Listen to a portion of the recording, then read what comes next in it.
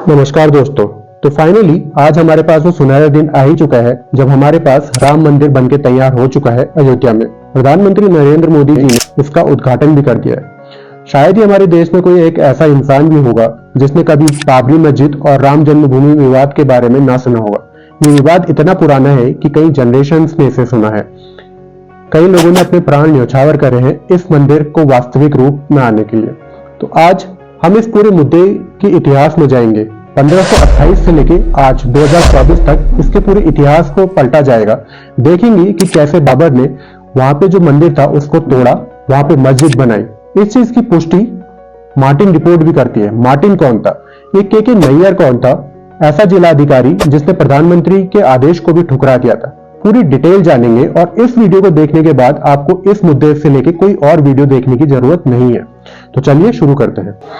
कहानी की शुरुआत करते हैं 1526 में, जब भारत में बाबर आता है। बाबर मुगल एम्पियर था और उसने भारत में मुगल सल्तनत की शुरुआत करी। मुगल सल्तनत अगले 150 साल तक हिंदुस्तान पर राज करी, इसलिए उन्होंने नॉन इस्लामिक लोगों पे जितनी भी प्रताड़ना की उसका कोई जवाब देने वाला नहीं था।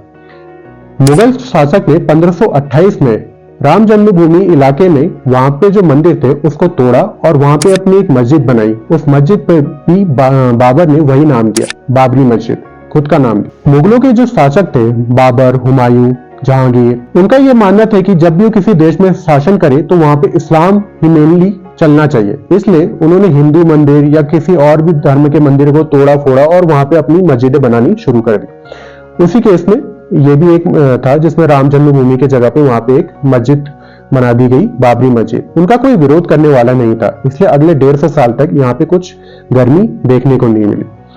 अब आते हैं साल 1855 में। ये वो एरा था जहां पे अंग्रेजी हुकूमत बढ़ रही थी, उनकी ताकत अब काफी चरम सीमा पे पहुंच चुकी थी। उसी दौर पे यहाँ पे एक दंगा होता है, जिस दंगे के कारण मंदिर को चारों तरफ से बाउंड्री लगा दी जाती है और मुस्लिम को यह कहा जाता है कि आप अंदर प्रार्थना कीजिए और हिंदुओं को बोला जाता है कि आप मंदिर के बाहर प्रार्थना कीजिए।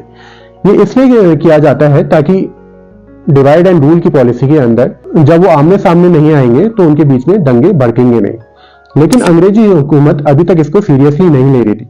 यहीं पे एक रिपोर्ट आती है जिसको हम मार्टिन रिपोर्ट कहते हैं। मार्टिन अंग्रेजी हुकूमत के ही एक सर्वेयर थे। उन्होंने दावा किया कि इस मस्जिद के अंदर जो पिलर्स हैं वो पिलर्स हिंदू मंदिर से लिए गए हैं।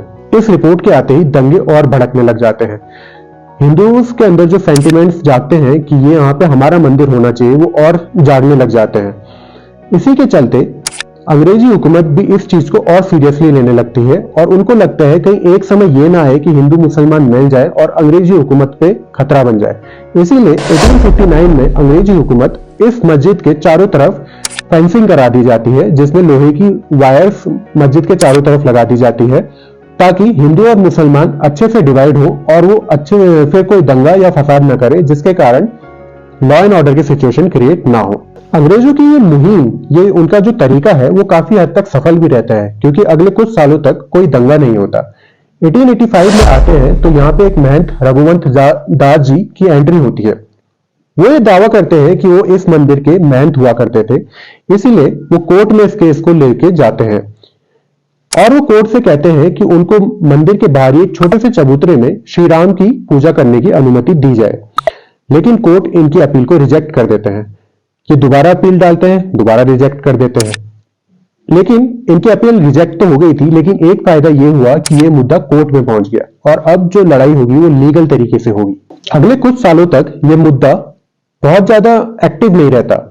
कहने का मतलब ना सरकार इसमें कोई रुचि दिखाती है और ना कोर्ट से कुछ ऐसा बहुत बड़ा फैसला आता है। हाँ, हालांकि कुछ दंगे वगैरह होते हैं।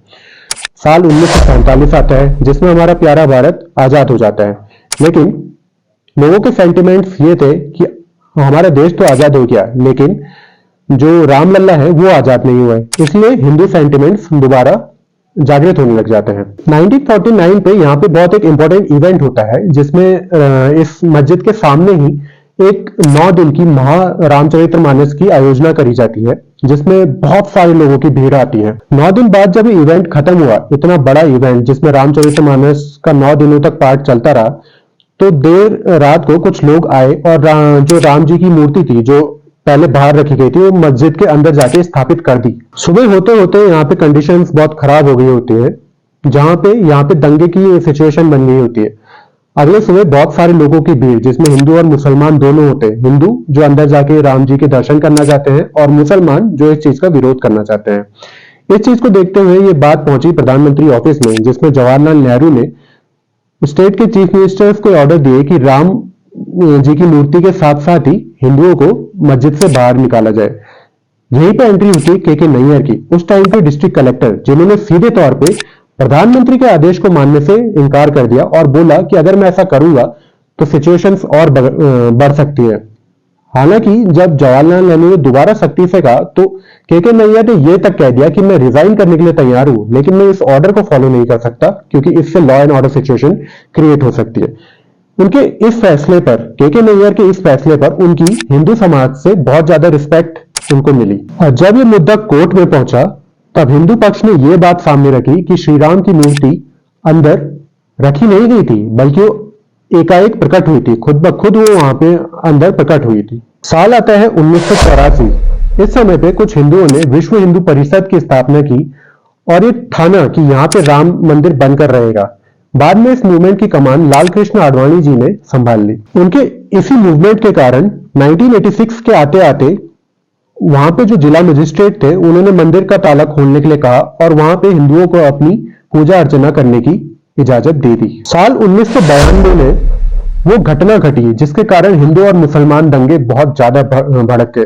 एक्चुअली शिवसेना, बीजेपी और विश्व हिंदू परिषद के लोगों ने मिलके वहां पे जो मस्जिद था उसको ध्वस्त कर दिया और इसी के कारण पूरे देश में हिंदू और मुसलमान के बीच में बहुत ज्यादा दंगे भड़क गए। साल 2003 तक इस मुद्दे को ठंडा ही रखा गया ताकि दंगों को कूल डाउन होने का टाइम मिले।